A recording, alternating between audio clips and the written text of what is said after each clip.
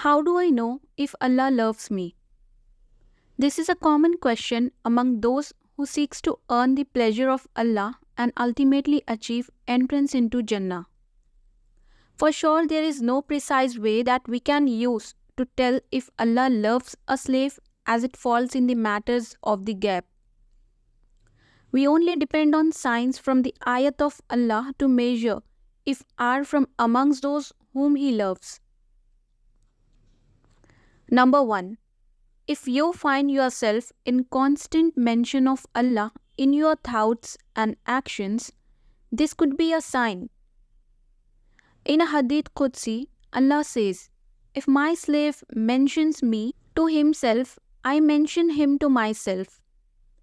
There are many ways which we can do this as taught by our beloved Rasulullah, peace be upon him. This involves making adkar, words of remembrance. Number 2. If you hold fast to the book of Allah, know that the Quran is the direct speech of Allah, and whenever you recite, you are reciting the words of your Lord. Allah will make it easy for you to recite, memorize, and act upon with sincerity His book when He loves you. Number 3.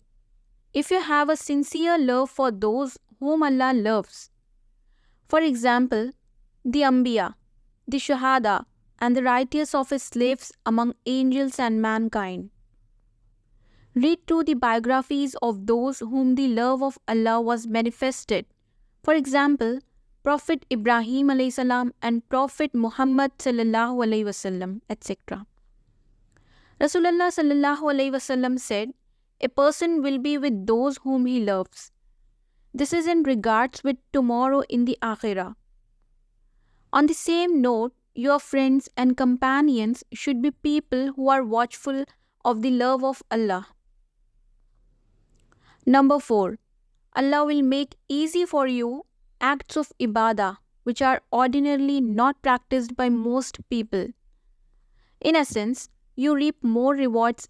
At the same time, fix the condition of your soul for the pleasure of your Rabb.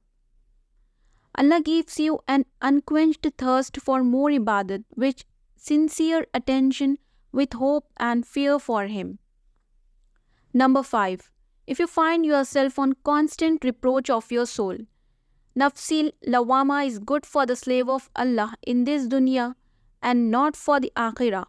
This means you are taking account of yourself for your bad deeds before the day of accounts reach.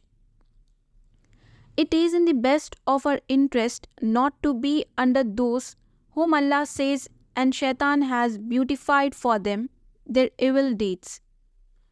Surah An-Nahl, ayat number 63. May Allah safeguard us. Number 6. If you don't feel safe from the punishment of Allah, no matter how many good deeds you have done, this is because you do not know whether Allah has accepted them or not. It helps you to purify your intentions, and we know that only the good deeds done with proper procedure and intentions are best. Allah is Al-Mujib, the answerer. We should make dua for everything, including His love. The best guidance is the guidance of Rasulullah. Thank you so much for watching this videos. Please do like, share and subscribe to our channel for more videos like this.